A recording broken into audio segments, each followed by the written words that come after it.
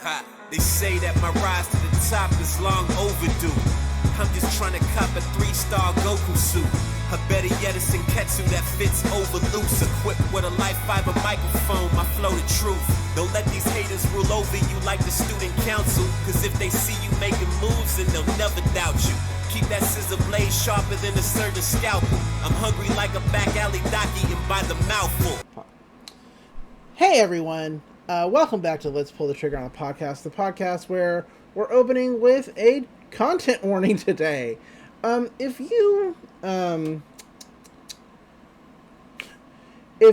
are uncomfortable with if you're uncomfortable with rape, if you're uncomfortable with incest and anything like that, like maybe you're a childhood sexual assault survivor and you can't take talking about it, then this is definitely the episode to skip just skip it. There's a worse episode. There's a much worse episode, but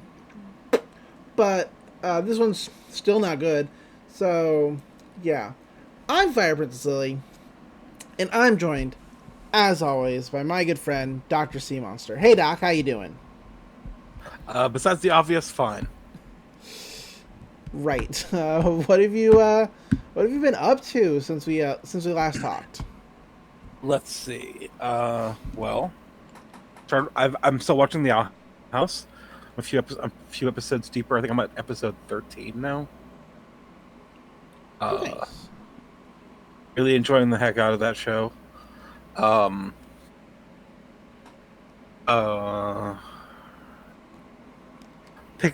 been playing some online games.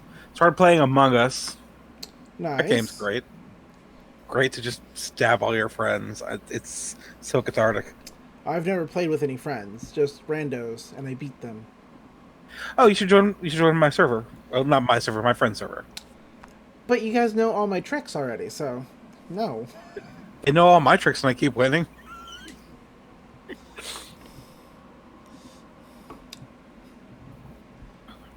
It's good because you can get like the Discord voice chat going and like debate in person, which is real good. Right. Anyway, I started listening to an audiobook. So Brandon Sanderson is a really good author.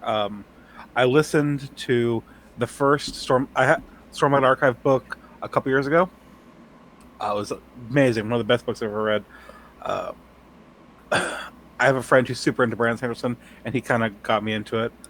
I started listening to the second book last year, but when my phone got smashed, I lost track of where I was in the audiobook. So I have been so I have just had that sidelined, and I am back reading it now. I have to start from the beginning, but it's going great. Nice. Very cool. I've been enjoying it, yeah. If you do like really good fantasy fiction, Stormlight Archive is great.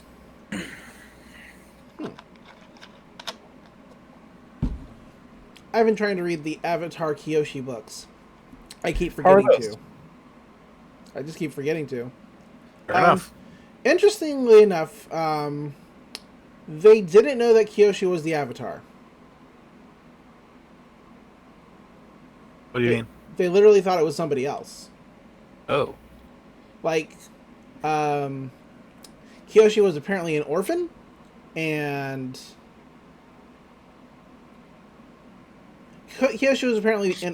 so they were having a real hard time trying to find the Earth Avatar after Kurik died. And like they were trying the Earth method, which apparently every nation has their very own method of finding the Avatar, which is interesting to me. Like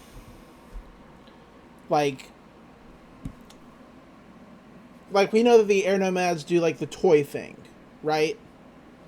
Apparently, the Earth Kingdom does like some kind of weird crystal triangulation thing that like is usually perfect, like without a doubt. But for whatever reason, it wasn't working. So whoever was in charge of doing like the Earth Kingdom thing, who actually was a friend of Keurig, was like, this shit is not working. Let's try somebody else's method. And the Earth Kingdom was like, no, our method's great. Why the fuck would we do anybody else's method? But he went to the Earth Nomads, and they did the toy thing, and he gathered up everybody that should have been the right age, like, and that included, you know, Kyoshi, even though she's like super tall. She's always been tall. And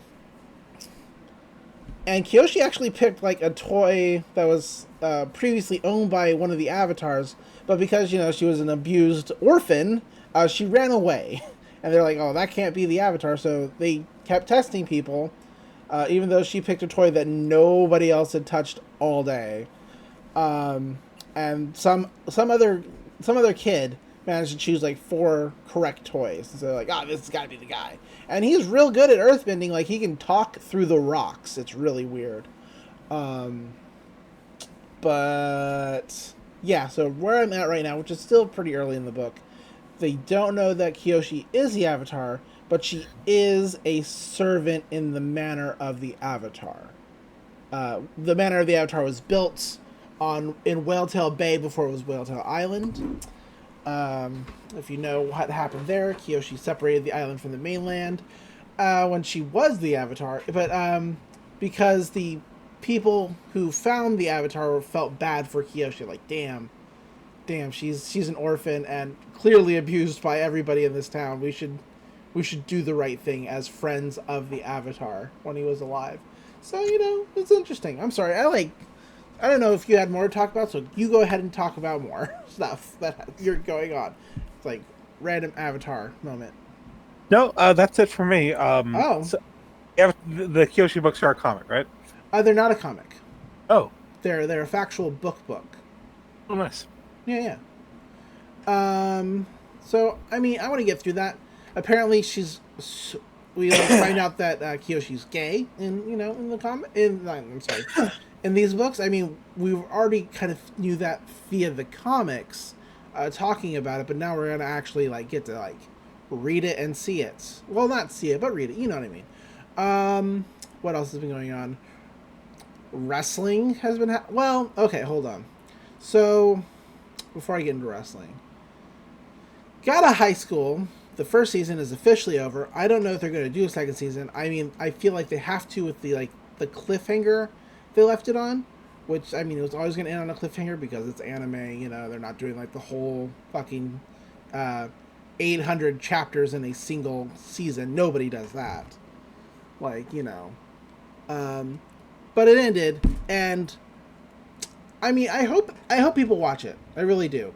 I mean, I will probably still watch season 2, even though I'm disappointed.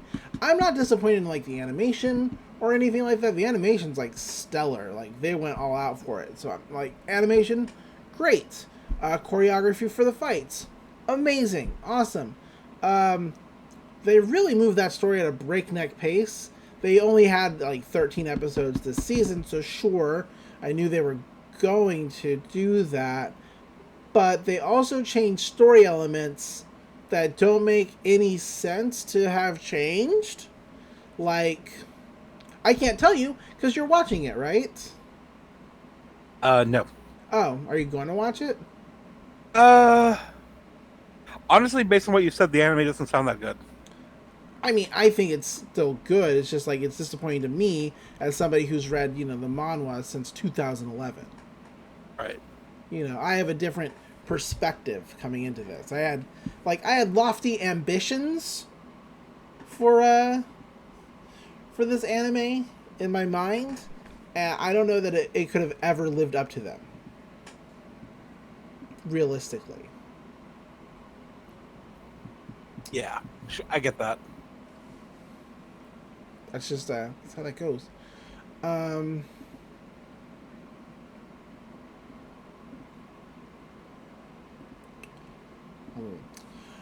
Sorry. So I won't spoil what happens, other than like, like they take away a very important story beat for Mira, and I don't understand I don't understand why, because it's like it's super big for her, and they just like no, we're not gonna do that, and it's like, why not? It doesn't make any sense not to. Just go ahead and like do that. You could have spaced some different things out, and still have done it. I mean, or maybe you could have given yourself more episodes, or maybe you could have like ended the season earlier in the story and, you know, stretch things out a little bit more. I don't know what the right answer is, you know? But it is what it is. Let's see. Oh, DuckTales is back. Woohoo. Watch. They had two new episodes. I don't know when the next set of episodes are coming out, but we had 2 new episodes, and sorry for the spoiler. This is a spoiler. I can't help it, right? I can't help this one. So hate me if you want to. But sorry, Launchpad Penumbra shippers. She's fucking gay. Cry about it, you whiny babies. Fucking poor motherfuckers up in this bitch. Anyway. God, to be Della Duck. I've seen the mimetic clip. The mimetic clip. Mimetic clip. The one where she says she doesn't want to date Earth men. Like she's no, the one with the ducks. Oh, the one with the ducks? Oh, the one with the ducks is good. Yeah. Oh, that person. So, Penumbra is a person from the moon. She's a moon person. Right. And she went on a date with Launchpad, and she cut it short. And she said, "This sucks." Like she said, "This is terrible." And I'm not sure that she was talking about, you know, just hanging out with Launchpad, because she doesn't seem to mind Launchpad, or if she was talking about the coffee they were drinking. But he later says, "Hey, look, obviously I don't want to date you anymore. I think we're better as just like friends, but I don't want to be enemies either, because I think that's what happens like if you break up with somebody." Because Launchpad's a dummy. He's so dumb, but he's lovable. And she's like, "No, I just don't want to date any Earth men." Like, she pauses real hard because I think I know who she wants to date, or who I want her to date, and so she can't just say she doesn't want to date Earthlings, because she scoops up Della real hard in at the end of this episode. I'm sorry for all these spoilers, but I'm just like, it's too gay to keep in. Does that make sense? Yeah. It's still good. Watch it. Watch DuckTales. DuckTales is real good. It's so good. And all the characters... One, it has a Della Duck. No other Disney franchise has had Della Duck. Ever. Period. So that's like a point in its favor. 2, all the nephews have their own personality. They're not just carbon copies of each other, which I think is great. Like, because I don't know if you remember the original DuckTales at all. Like, it's a classic. I still like it. I watched it a lot. Yeah. So, all the nephews, Huey, Dewey, and Louie, you can tell who they are, and not just based on the color of their shirts, which is good. I remember I did watch DuckTales a lot. Yeah. Also, Webby has a real personality other than I am the girl. Oh, she's fucking great. Yeah. This is Webby. So if you haven't watched DuckTales, you totally should. Like, I know this is an anime podcast, but you know, I'm a sucker for animation. Period. Oh, it's Kate Mikuchi. Of course it's Kate Mikuchi. Yeah, of course it is. She has Mabel's voice. It's great. Sorry. Well, my connection keeps slipping. Oh no, that's not good. I do like DuckTales, the new series, a lot. I've watched a few episodes. I dropped off. I didn't stop for any particular reason. It's more of an attention span thing. Right. You should totally finish it. I'll probably go back to it when I catch up on other things like Owl House and Young Justice. Fair It's enough. on my list. Good deal. There's a whole episode about professional wrestling to save I need the to world. watch. It's good. I need to watch. I need to watch the final season of The Good Place. That's the thing I need to watch. I only have watched like the first and second seasons of The Good Place. Third season's good. Fourth season, I have no idea about. Mm. But it's probably good because the rest of the show is good. And on to wrestling, because that's what you show up to this podcast. You show up to listen to me talk about wrestling. We do 2 wrestling podcasts, 1 anime podcast, and 1 Western animation podcast. Yes, but it's all about the wrestling. Wrestling's good. It's good in... I'm going to send you something in chat real fast. Because Cody Rhodes and Brody Lee are going to have a dog collar match this week. And I don't know what a dog collar match is. I haven't looked it up. It's happened before, and it's supposed to be real cool. I haven't looked it up to see what it is. But they could have gone a lot of ways with the promotionals for this, right? Totally. So tell me, why is this so horny? That page? That image? That image, that's the promotion they're going with. It's a dog collar match. That's pretty horny. The suit and the look is pretty horny. I don't know. Okay, I don't know. Okay, are you asking me what makes it horny? No, or why they why they go a horny direction? I don't know. It's It's a mystery of the universe. It's so weird. Initially, when I saw this image, I thought Cody was actually already wearing the dog collar, but he's not, and so like that made it even more horny. But it's still real horny. It's not great, y'all. So that'll be fun. Jon Moxley has had 2 really great matches for his title in the last 2 weeks. One against Eddie Kingston, where they just beat the shit out of each other. I think maybe we've talked about this already. Is that guy related to Kofi Kingston? No. Okay. No. And Kofi Kingston's not Kofi's real name. Okay. Kofi Kingston's real name is Austin Creed. Okay. Is he actually Jamaican? He's probably not. I don't know. You know what? I'm not going to speculate on that. Maybe. Let's take a look at... I want to take a look. I'm going to look it up on... Let's see. Let's just look. Let's see.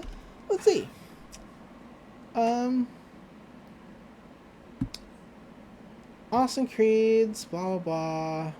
Early life. No, he was born in Columbus, Georgia. So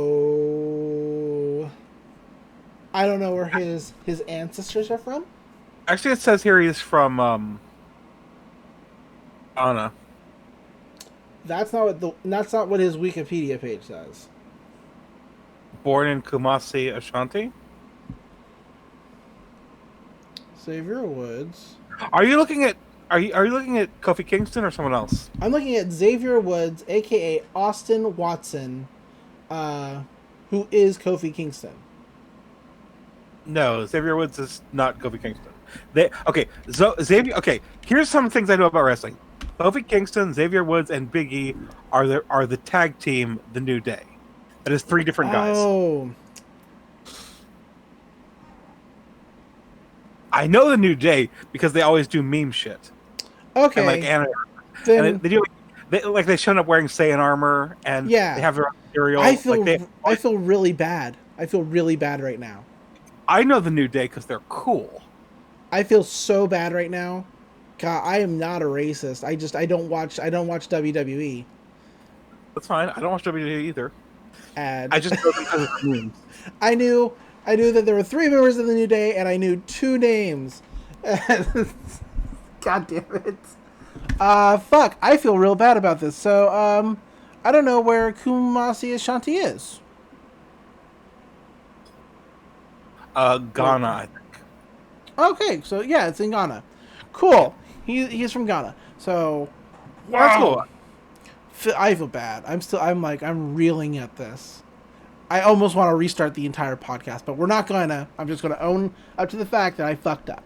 Look, people make mistakes. It's very easy to mix up people's names, and if you're not familiar with something, like the fact that I know that I know the difference between those three, that I know who those people are, and know the difference between them is very incidental. It's just because I watched Little Karibo's wrestling recap while he was doing that. Right. Oof. And again, I know the New Day from doing meme shit, like wearing Saiyan armor and having giant cereal boxes. Back when I used to watch Good Mythical Morning, they hosted one morning, and yeah, they seem like cool guys. I just they seem real cool. So I feel really awful. I feel really awful. Yes, but people make mistakes. That's nothing wrong. It's just things go wrong sometimes. Speaking of the WWE, though, switching gears real fast. But no, he's not related to Kofi Kingston at all.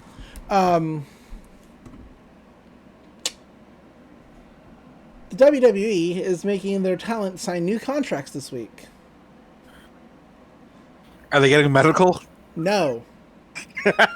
What they're getting is their Twitches taken away. I'm sorry, what? They're getting... Well, okay. They're not getting their Twitches taken away. They're getting their Twitches taken over. The WWE is releasing contracts stating that the Twitches that professional wrestlers who work for them run now belong to the WWE, including a large percentage of the revenue that they make from the streams. Wrestlers will still get a percentage of the money that they make from streaming on Twitch and Cameo and spaces like those, but only if it exceeds their back ends. Back ends are for when they don't work, but they're signed to so much money in a contract, right? So basically, the WWE is just taking all this extra money that they told their talent to go out and make, right? They told them initially to go to online platforms and build your own brand, build yourself up, connect to the fans. And then, they did that, and now WWE realizes, oh wow, this is actually a profitable thing that they did. And we own these people, essentially. So, we should also, have the rights to the money that they make on this. The McMahon family are good friends of Donald Trump, and that's all you need to know about them. Initially, they're like, oh, you can still do these things, but only if you do it under your actual name, your real non-stage name. And now, they're just like, no, we own this now. Yeah. So, if they don't comply... Oh, and it also includes that wrestling talent that doesn't do Twitch already now has to do Twitch. Has to. If they don't comply with either signing the new contracts allowing them to do Twitch, and they continue to do Twitch, they can be, fined, suspended, or fired. If they sign the new contract and don't do Twitch, they can be fined, suspended, or fired.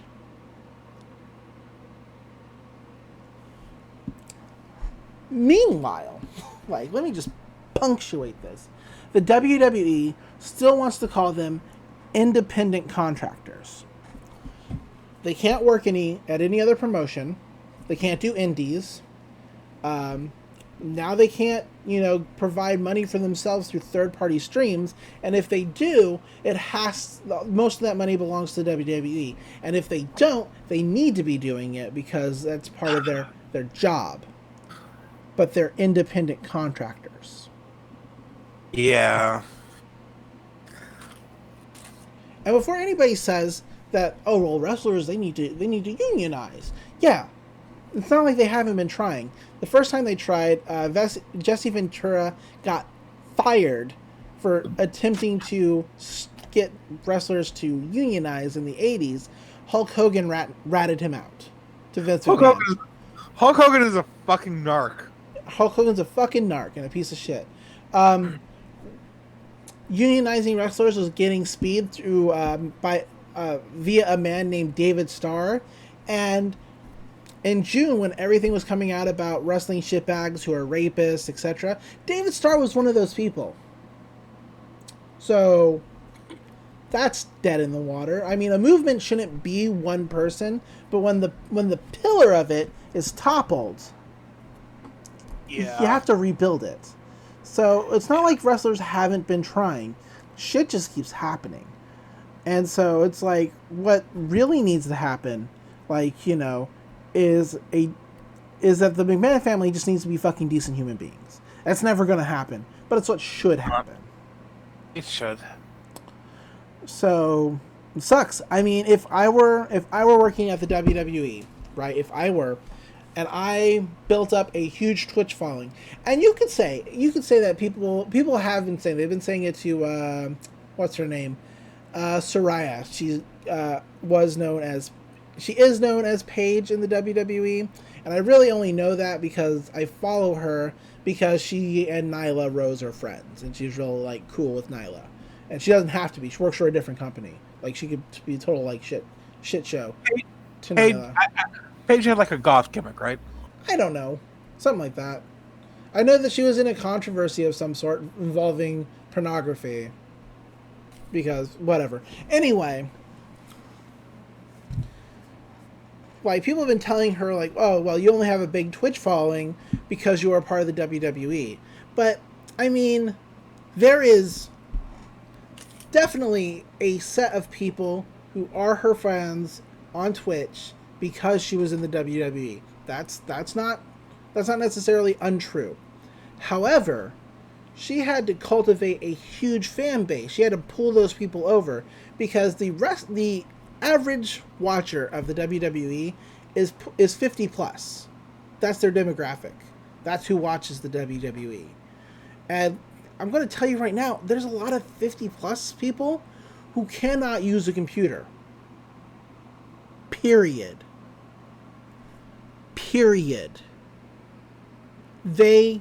I work with a guy who has a flip phone. He's like, I can't, because he doesn't understand how smartphones work.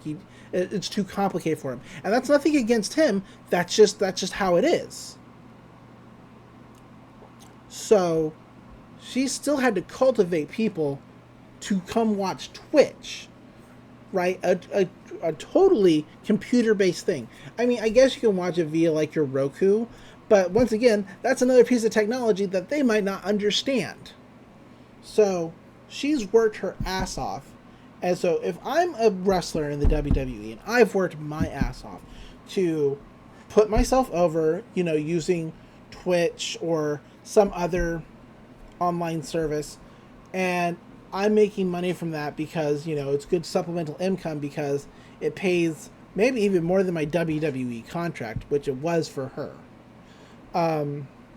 If I built all that myself and then the company says, oh, you can't have that anymore, it belongs to us, I'm quitting. 100%.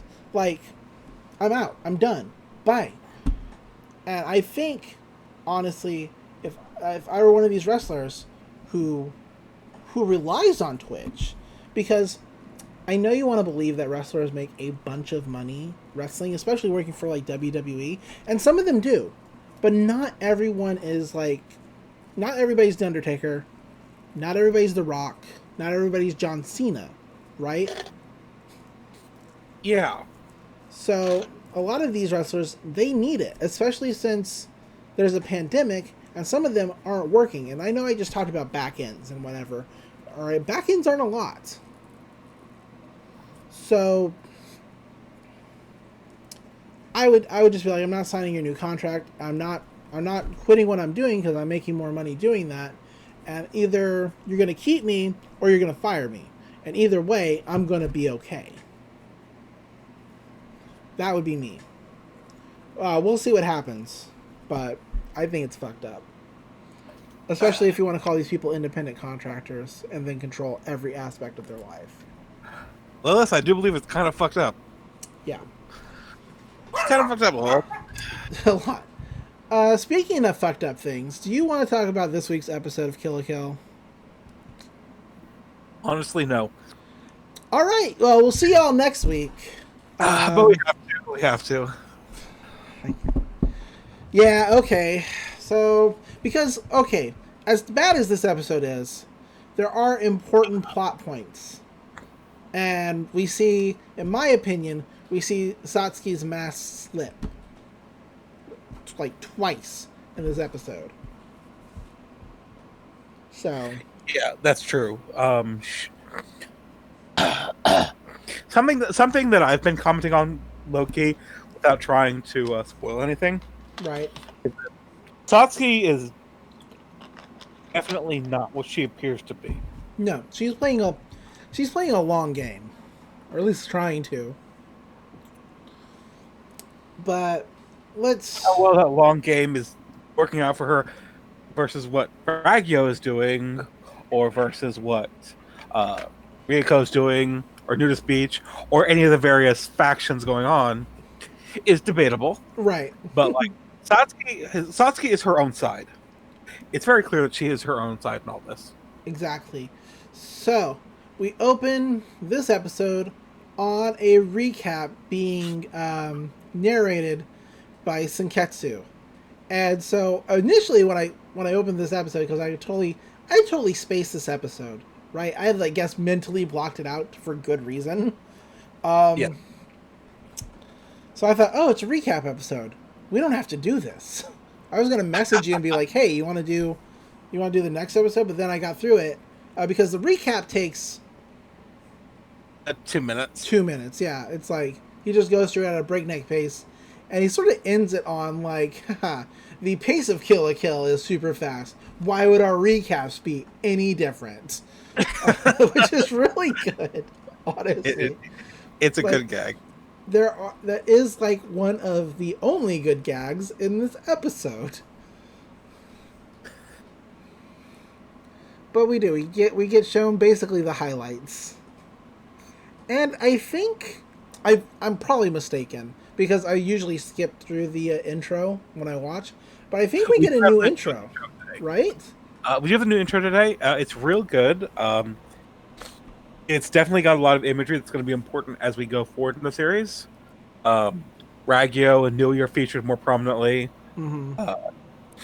But the main focus of the new intro is the conflict between Ryuko and Satsuki and their clashing personalities. Absolutely. But the entire main cast is featured very heavily in it. Satsuki, Ryuko, Mako, and her family, and the Elite Four are all get very distinct sections of the opening. Yeah, except for Sagiyama, who's real fast. His is real fast. This is real fast, which is sad for him. Sad for you.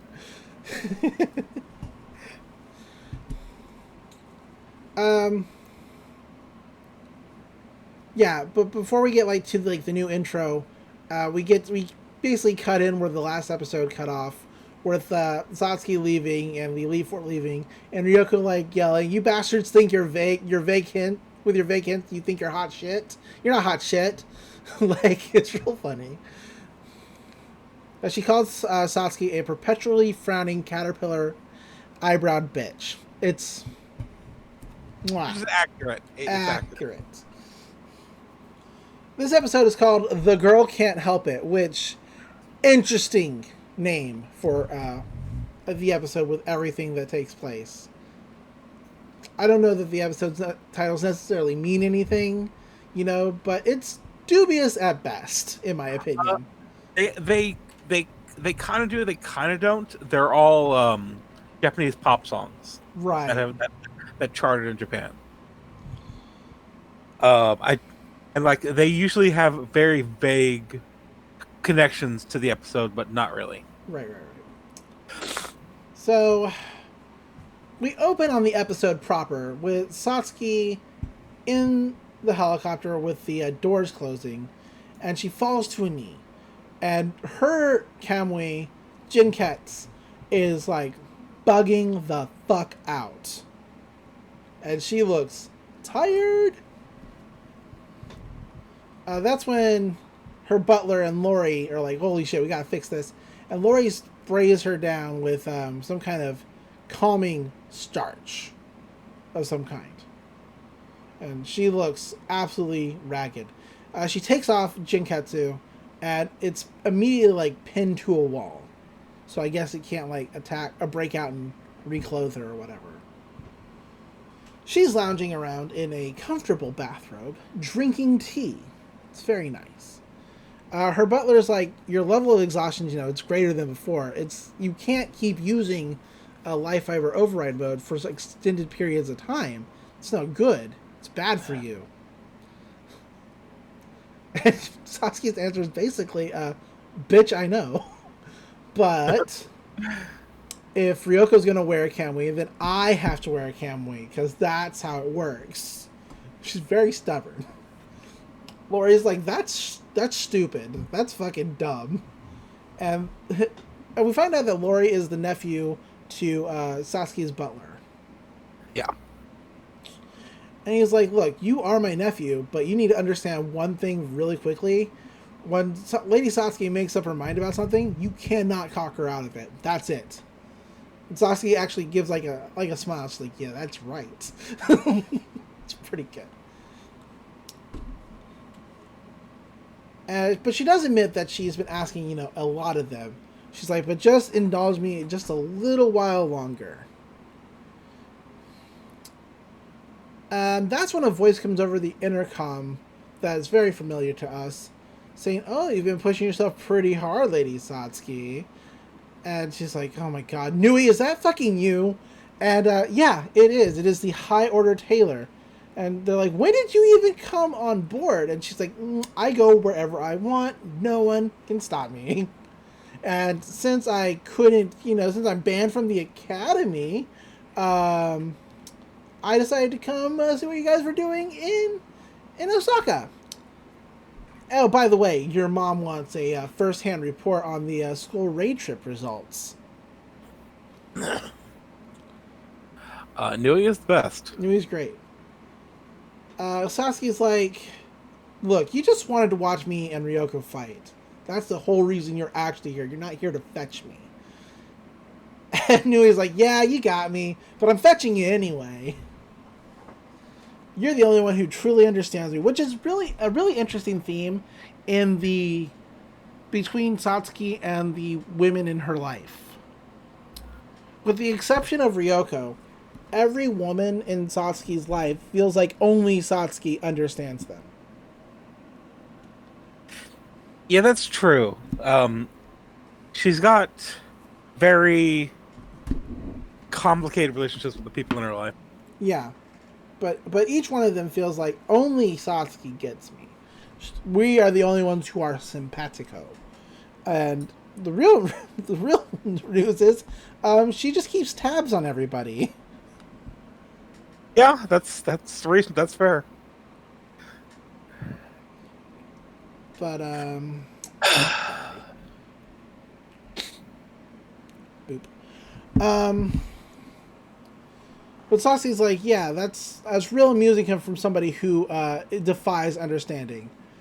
But Nui immediately like jams the helicopter in the direction of wherever Raggio is. And Sasuke's like, hey Lori, could you just let the Elite Four know that we're gonna be late? And like until I'm home, the raid trip is technically still on. So yeah. Yeah. We cut in on her teacup and then back to Osaka, which is still destroyed as fuck. Shit is all. Everything looks the same, but now everything looks the same, but on fire.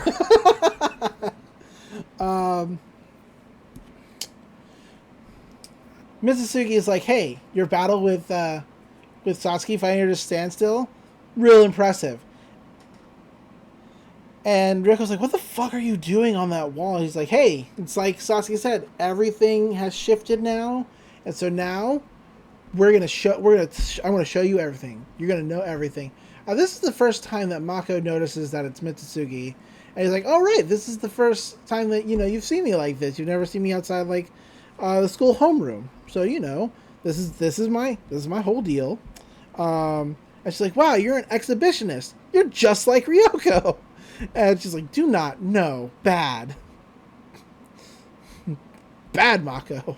Do not lump us together. Does not like that. Do not compare me to this weirdo.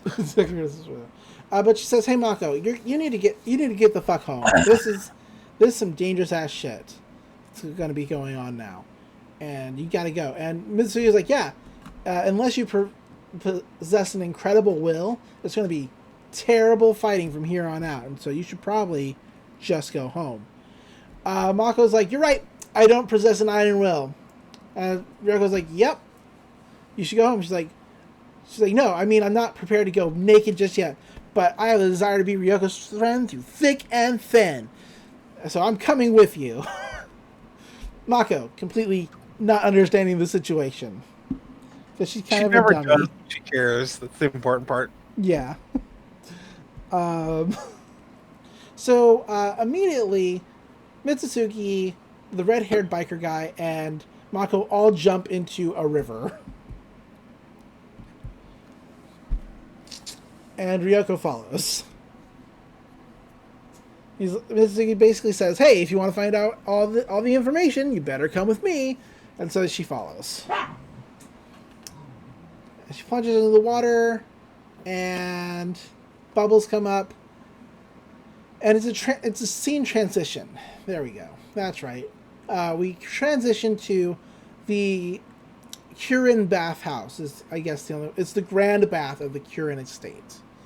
We transition from Ryoko jumping into the river and then coming out of the bath water.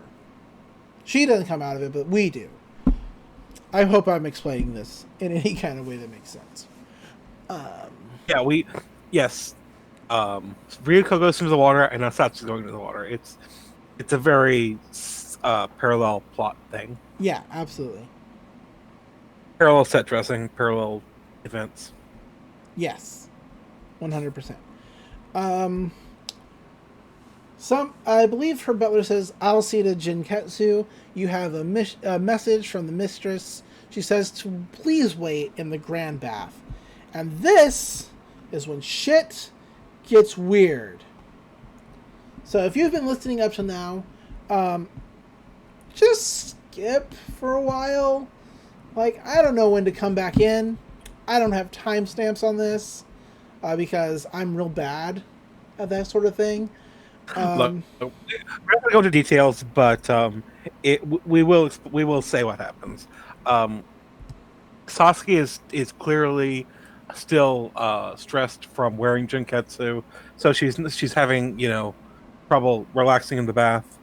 Then Ragyo comes out, and she says something along the lines of, "I'll help you adjust to your uniform," or like, "I'll purify you," and proceeds to sexually assault her daughter. Yeah. I guess the only saving grace in this scenario is that Satsuki is actually 18 years old, because I looked it up, because I was like, what the fuck am I watching? So at least there's that. However, one of my followers on Twitter, as I was screaming about this scene because it is a trash fire, was like, that's so uncomfortable, because they're like, what? Because I showed them the exact clip. I said, this is real bad. Don't watch it because it's bad. But if you really want to know what's going on, this is what's going on. And they watch and they're like, the worst part of that is that from Satsuki's reactions, this is not the first time. No, this is clearly not the first time this has happened. This is clearly a pattern of abuse. Awful. And it's going to, it gets worse. It gets worse in the series. It does. Somehow it does. I hate this. I hate this real bad.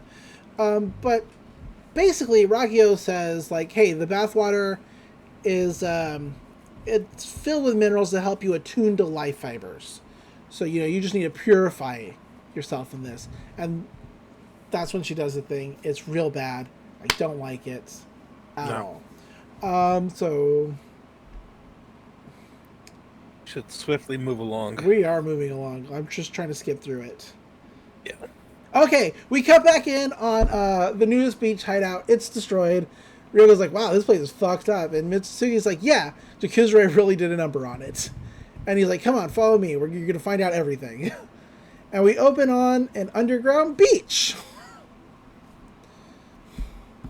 And a bunch of nudist beach guys greeting Mitsuki and the Mohawk guy. Mitsuki's like, oh, I'm glad this place is, it survived. And like, yeah, good thing you told us to evacuate. Worked out real well. Ryoko says, hey, this new beach deal of yours sure must cost a lot of money. She's blushing because basically everybody's naked. They're all wearing belts, and their guns are in front of their penises, so no penis shots, but it's really bad. Mako is just fucking thrilled as shit. She's Maka's having a great time. Mako's having a great time. But Mitsuki is like, yeah, well, your father steamrolled all this. He funded all this. And Mako comes up with a really weird scenario in her brain where Professor or Dr. Ishin, Professor, I don't know, Dr. Mutoy is just surrounded by naked women on a beach, and he's like grinning lecherously as they're like, "Oh, Doctor, you're so great." He's like, "Yeah." To which Ryoko's like, "I'm pretty sure that's not what he meant." And Mago's like, "Oh my god, you can see what's going on inside my head? You must be telepathic." And Seketsu says, "You must be telepathic now, Ryoko." And she's like, "No, I do not want that. No, thank you." But Mako's simply overjoyed. She's like, "You're a friend who's on the inside and outside of my head. That's the best." This is when we cut. Great. Yeah, Mako's great. We cut it on an empty pool and a blackboard. Mako, Ryoko, and the Mohawk guy are all sitting in chairs, while Mitsuki goes over his presentation on. Maybe it's not a blackboard. I don't know what it is. Seems like a blackboard. Anyway, he's like, "Hey, Ryoko, tell me, how many creatures do you think there are on this earth that wear clothing?" And she answers, only humans. But that's incorrect. I've seen dogs and bears and horses and various other animals dressed up in clothing. I mean, they don't do it willingly. Obviously, humans are the only ones who willingly wear clothes. But that would have been a better answer, in my opinion. Anyway, she's like, yeah, it's just humans. No. Wait. Okay. There's those crabs and fish that put anemones on them and as camouflage. Yeah. There are animals. There's aquatic animals that wear shit as a camouflage. Checkmate. Kill. Checkmate, Studio Trigger. Anyway, she's like, duh, humans. And he's like, yeah, that's correct. Out of all the countless species on Earth, only Homo sapiens wear clothes. And why is that? Only humans wear clothes isn't entirely correct. It's the clothing-wearing creature that is now what became humanity. Life fibers caused Homo sapiens, which were another anthropoid species, to evolve into its current states. He's like, clothes made mankind. It's real weird. We cut back in. We're in the lore dumps here. We're getting lower dump today. We cut back over to the Kirin Manor. Sans molestation, thank goodness. And Ragyo has taken Satsuki down to, I guess, the basement of this place, which she promised to do during the unmentionable scene. And they walk in on a big, glowing ball of yarn, basically. That's what it's all fiber. It looks like a yarn. It looks like a yarn ball, yeah. It looks like a yarn ball. It's glowing with malicious intent, is how I'll say it. It's red. it just looks sinister, and it is sinister. And Sasuke, like, this is the origin power. She's like, yes, the beginning of the origin of it all, the original life fiber. And we get a big original life fiber thing, and we watch this thing. As Ragyo explains, we watch it like build suits and put suits into the walls to hibernate. Apparently, she's like, when this glowing ball of thread had drifted through space, it arrived on Earth. Humanity was doomed to become a being that would serve clothing. Yeah. And we just watch it as she interacts with this thing. Like, she has a deep connection to the original life fiber, which becomes more stated later in the series. She's like, for life fibers to become clothing and cover this world. Like, she's still like, you know, her manifesto. They are covers, and no one in this world can oppose them. We of the Kirin family are the spokesman for the cover's will. You understand, right? You get it? She's like, yeah, I get it. It's like, good. And we watch this suit float up into the wall and connect itself to the wall and go to sleep, more or less. It's just like lying in wait. And then we cut back over to Ryoko, who's like, wait, clothes make humanity? What the fuck are you talking about? That sounds like some bullshit. That's when Mitsusuki's blackboard, I guess, gets some projector abilities. Because now there's a bunch of space around him. He's like, life fibers are a life form that came here from space. They arrived on Earth and accelerated the evolution of humanity. To which Mako pops in, and she's like, wait a minute. Sanketsu's an alien? She goes through one of her various Mako speeches. She's like, he's a sailor form, but he's an alien. And Ryoko's like, that's stupid. That's crazy. I don't believe it. And he's like, hey, just listen to me, what I'm saying. I'm explaining everything. Shut up.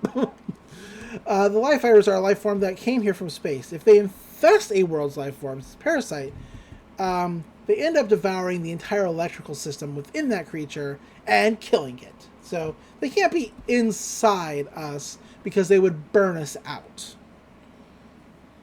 However, if they cover their host body, then they can continue to get their nutrients through the skin, and the animal won't die.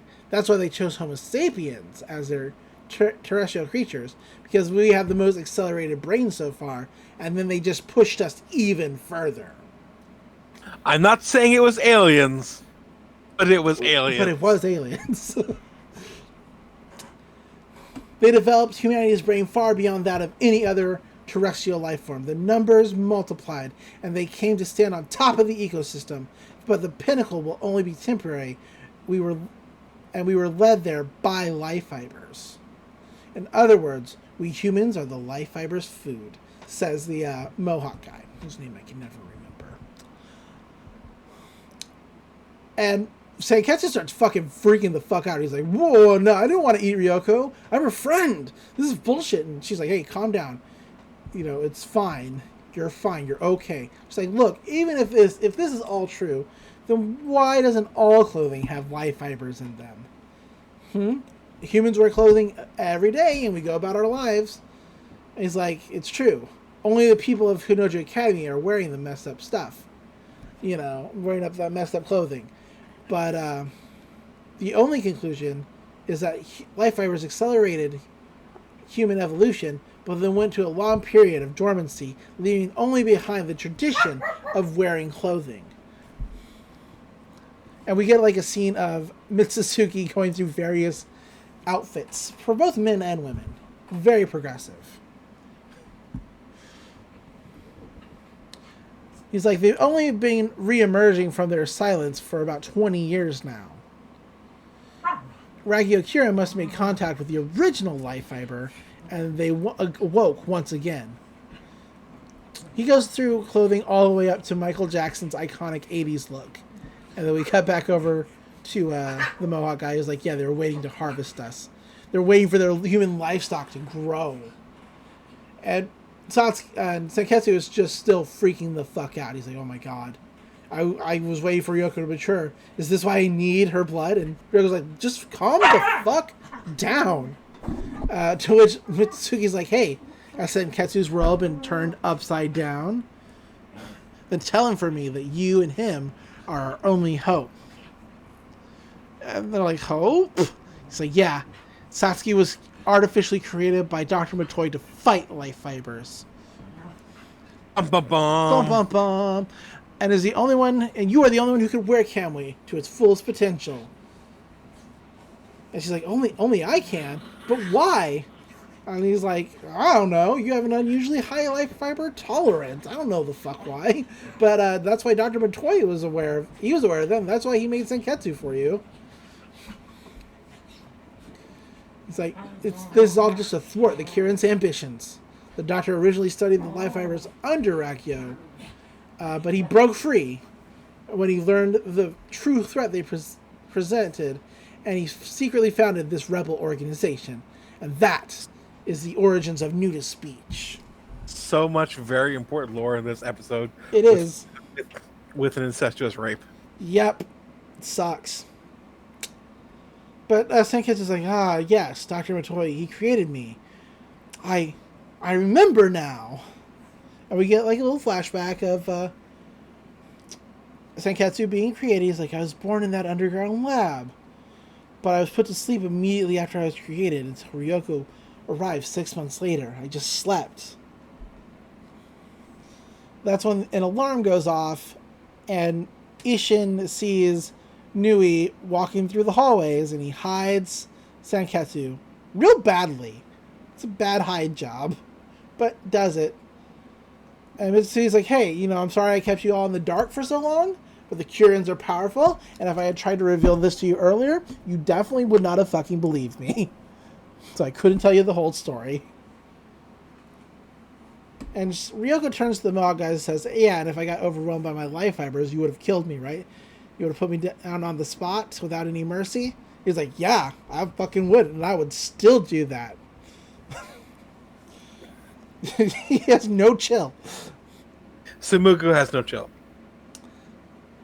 And she's like, look, you're right. I would not have been able to believe fucking any of this, so I guess it was okay that you kept this from me.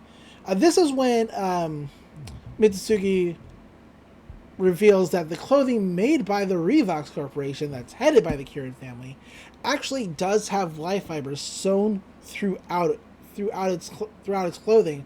They're just all dormant. They're just waiting to wake up. When they awaken, we have no idea what's going to happen. Maybe I'm not remembering correctly, but I don't think Ragyo's assistant actually does anything, does she? Other than be her assistant? She does a few things. She does a couple minor things over the course of the series. Right, but she doesn't fight anybody, does she? Not exactly, no. So, their top secret files are listing her as one of the the big main potential threats, but she doesn't actually do anything. So I don't necessarily get She that. does some stuff near the end of the series. Yeah. Anyway, Homaru is not Homaru is a really minor character, but she's still there. right. Mitsuki says he doesn't know what's going to happen when the life fibers do wake up, but it'll be detrimental to humanity. We cut back in on the Kirin household as they're walking through the hallways. Ragyo's like, so all the other academies have been subjugated to our will? And Satsuki's like, yeah, absolutely. She's like, then Hinoji Academy Experimental City. We can move that to the next stage as well. To which her assistant says the Ragyo Stadium is already complete. Preparations for the festival are complete. And Ragyo's like, very well, the plan is now at the final stage. So put the Cultural and Sports Grand Festival into effect. Which really shocks Satsuki. Her stoic face, which is normally a no-sell the entire series. She never really reacts to anything. She really, her eyes widen and her iris and pupils dilate. Well, dilate's not the right word. What is it when they get smaller? Shit's about to go down. Shit's about to go down, and she knows it, basically. It's a fearful look in her eye, I would say. But she composes herself, and she says, yes, mother, we'll do that. And Ragyo turns around as she's about to enter her car. She's like, so what are your plans? And Sasuke says, like, well, I haven't been home in a while. I think I'll just spend the night here. She's like, oh, I see. She turns to her own butler and says, hey, look after things while I'm gone. This guy is a shifty-looking motherfucker. I do not like him. Yeah, Kuroido is creepy. I don't think he actually does anything. He just looks creepy. Yeah, basically. Like but Regio says, I'm looking forward to seeing what this Hinoji Academy you've created is like. And then she closes the car door and drives away. And as she's driving in the distance, Sasuke thinks to herself, she's like, oh, don't worry. We're going to give you a warm welcome, mother. And then it does a freeze frame on her face, which I felt was a fake out to her, like, this is the fake end to the episode. But what's interesting to me is it cuts over to Ryoko as she, like, finishes the word mother in the same kind of freeze frame, which is excellent foreshadowing, if you ask me. Yeah. And we'll talk about that more in a couple episodes. Yeah, exactly.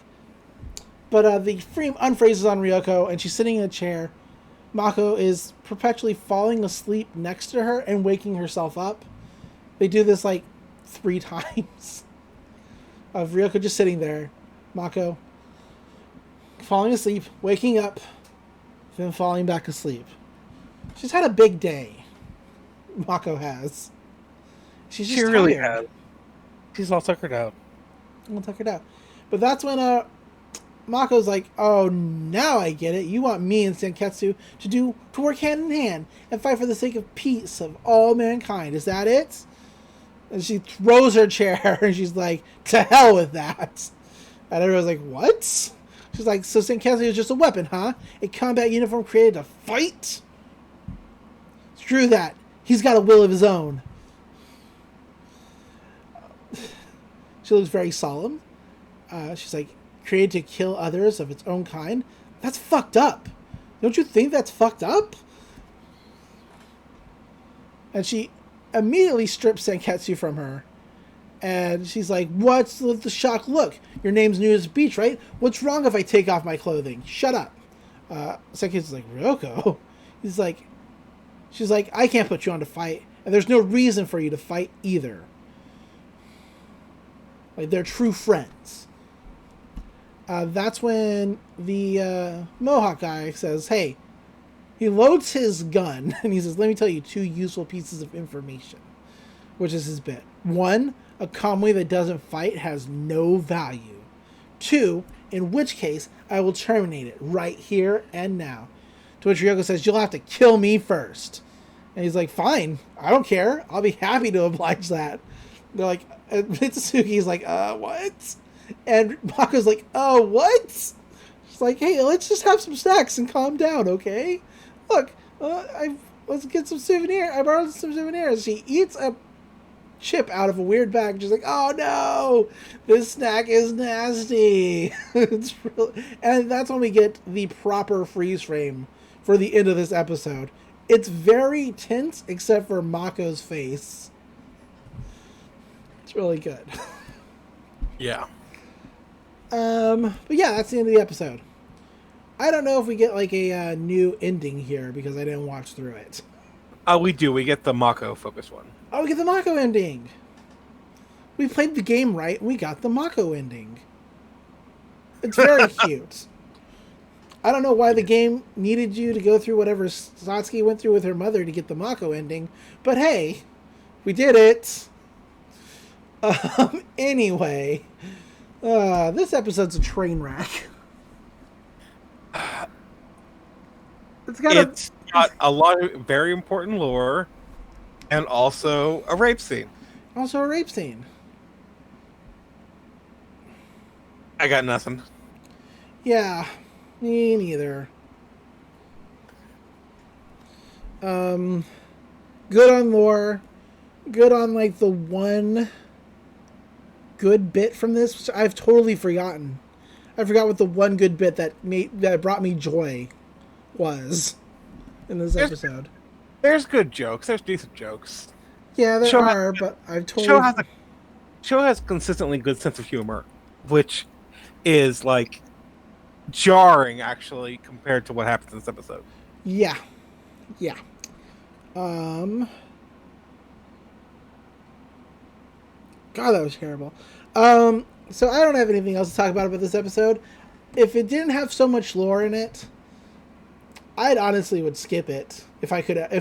I'll probably forget all about this episode in a couple of years, come back, rewatch Kill la Kill, and be totally traumatized all over again. Should we say our sign off? Yeah, probably. Okay. Good time to do it. So, Doc, where can people find you if they want to talk to you about stuff? I'm on Twitter way too much. I'm at Dr. C Monster. That is at DRC Monster. Come and find me on Twitter, where you can see me defend the Rule Committee's decisions regarding The Walking Dead. What? Inside Baseball. Oh. From Magic the Gathering. Gotcha. I could get into it now, but I'm also extremely tired of the drama, so I don't want to. Fair enough.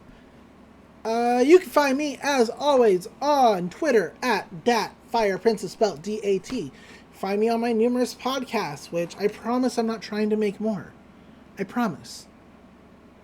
That's a lie. I've tried to start on the Yu Yu Hakusho podcast like 3 times since we started our second podcast. I mean, and I did just ask anybody if they wanted to do a podcast about the Clone Wars. Can't help myself. I know we're bored. We're all bored, Lily. We're all bored, but come on. I got a problem. Yeah, but that's it. So, until next time, remember, don't lose your way. Don't lose your way. Don't lose your fucking way and rape your children. God damn it. We're out. Bye. Bye.